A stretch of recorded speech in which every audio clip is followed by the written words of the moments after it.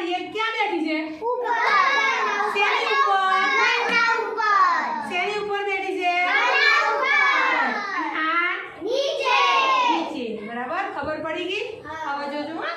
ચલો, આ teddy beer ક્યાં બેઠું ભાઈ? ઉપર અને આ ઢીંગલી નીચે નીચે. ઉપર નીચે કમ્પ્લીટ થઈ ગયું ભાઈ. બરાબર. ચલો, હવે આપણી ઉપર બીજું શું છે રૂમમાં?